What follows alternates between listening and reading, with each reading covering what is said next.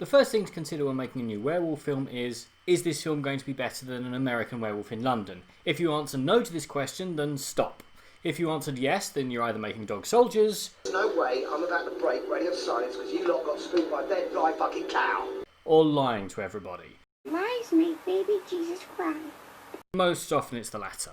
But if anybody was going to make a decent fist of it and reinvent the Wolfman, it was going to be this film. I mean, the director has some pretty decent chops. He worked on The Empire Strikes Back, Raiders of the Lost Ark, he directed Jumanji, Honey, I Shrunk the Kids, and The Rocketeer.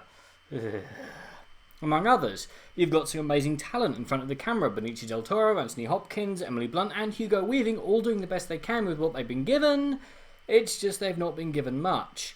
On one level, the plot's the same as it always is. Where upon his return to his ancestral homeland, an American man is bitten and subsequently cursed by a werewolf, hijinks ensue, and then the end credits roll. Very simple plot, a chance for a nice little gothic tragedy with a bit of mystery thrown in as our characters try to puzzle out the identity of the original werewolf, and the current werewolf has to first accept and then deal with what's happened to him. So, why exactly you would need to give this film allegedly a budget of $150 million is quite frankly beyond me.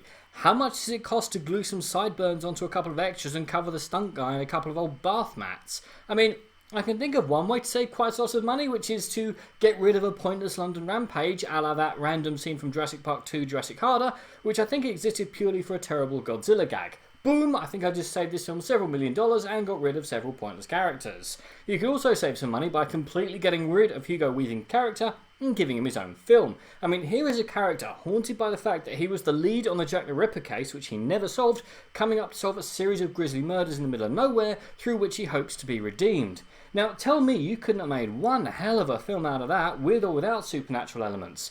Because in this one you could just swap him out for local police officer and nothing would change, which is a shame. Look, back onto the topic of the Wolfman film we got, as opposed to the detective film I want, and it just isn't scary at all. I mean, there was a tense moment or two as the film got going, but once it hit what I'll charitably call its stride, then it just wasn't. The monster looked fake, it cut through extras in a way that not only made the Terminator look like a work-shy slacker, but seemed more durable than Arnie any day of the week. The allegedly traumatic transformation into werewolf was CGI, as was most of the beast itself, because that worked out so well in Van Helsing. As for our humans, either poor Emily Blunt had her role seriously cut down in the editing suite, or she was okay with her character who seems to have no consistent core. She's broken up over the death of her fiancé, but then falls head over heels in love with his brother, who she's literally known for a month. Anthony Hopkins is, I think, trying to chew the scenery, but just failing miserably at it. The film's trying to have this sense of tragedy and faded splendour, but it just fails at it.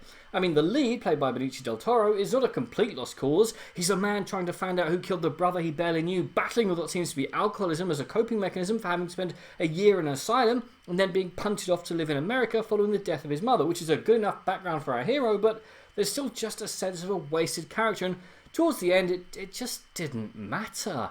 Because not only hasn't the CGI aged well, it makes the finale look like the finale of a monster version of a fighting game. Oh, and also, if you're going to try to develop a mystery as to what the Wolfman looks like, maybe don't show him in all his glory before the 2-minute 30 mark. Once that coin's spent, it ain't coming back.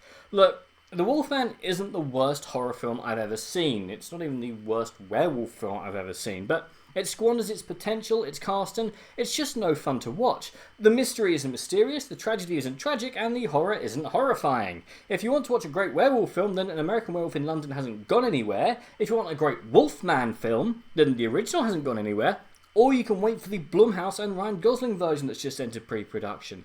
I wonder if you're speaking sentences in this one.